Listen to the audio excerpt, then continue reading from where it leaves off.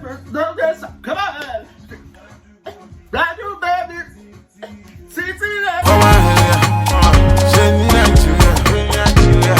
Yeah, what we saying today, fam? Well, let's be serious, you get me? Welcome back to my channel, yeah? Today I'm going to be talking about why people have manipulative, deceptive, toxic, patronizing friends. I feel the amount of people here that are victims of this, the amount of people that are involved in this situation are becoming increasingly scary, and I need to do my part, do you understand, to avoid this happening. Do you get me?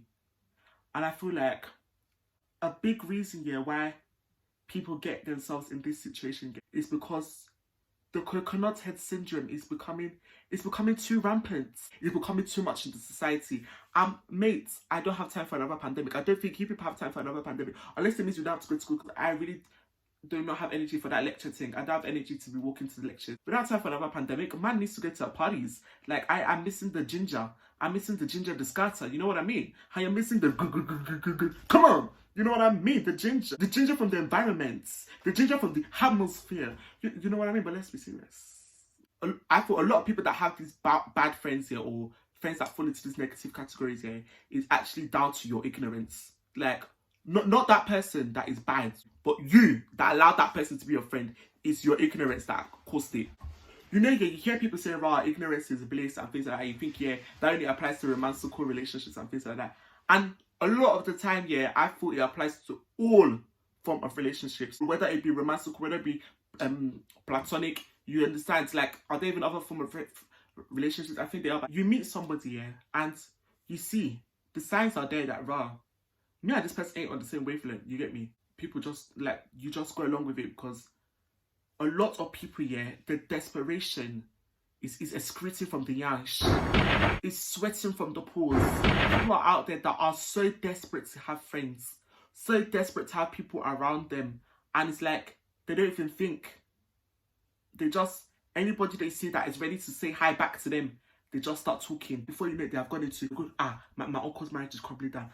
My cousin has 5 baby mamas. I've once had chlamydia. God forbid, I will not have surgery in my life. But you know what I mean? You get the message. And it's like, all of a sudden, yeah, you and this person, you don't actually know all that well. You and this person know so much about each other because you didn't think about the person you're talking to when you just automatically become tight. But what can I do? I'm not going to be binding ignorance. Also, people said I don't got time for that. People, yeah, when the desperation overtakes the body, because there are people, I don't know whether it is that the desperation slaps them in the face and said, yes, you must make friends with this person even though you don't know them. When that desperation overtakes the body, yeah, people forget, yeah, or they don't seem to have standards for the people that they allow into their space. And when you don't have that, any Tom, Dick and Harry, Mary or Margaret will just be entering into your environment. I must say, please put some points again.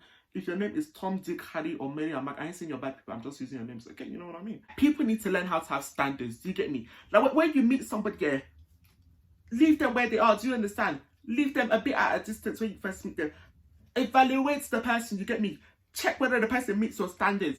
Because when that person don't meet your standards, you and that person are going to end up having issues. For now, maybe all things will be good. But when it comes to a situation that involves both of you, you guys may handle things differently. And you end up having to switch up friends. You see people switching up friends like Pampers. But please, I will not be with you because last time I checked, I don't want to have a baby anytime soon. You know what I mean? Please. So I ain't with you on that. If you want to be switching up friends like Pampers, you're on your own. I don't have any business with Pampers. You get me what I'm saying? Down to the fact that they keep making the same mistake. When you have your standards, respect those standards, you understand? And your standards here may be different from somebody else's standards. Do you get me? I don't think, because your standards is different from somebody else's standards, that you're wrong. No. Somebody can have standards for their friends and be like, they don't want to be friends with somebody that has too much saliva in their mouth. If those are your standards, calm, that's on you. That's your business. You get me? Somebody may have standards and be like, I don't want to be friends with somebody that eats too much ginger and herbs.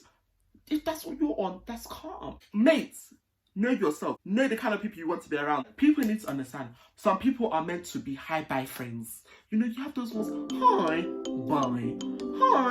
bye. Push comes to shove, you say, how are you? You don't even listen to the fine, you walk away. You understand? After the, hi, how are you? Boom, you move. You know what I mean? You have to have people like, It's not everybody that should be knowing too much about you. It's not everybody that needs to be tight with you. So you will not be having these bad friendships. Do you get me? But the thing is that I think there are people out there that like to be in bad friendships, and if that's what you like, but that's on you. And you get me? And that's that.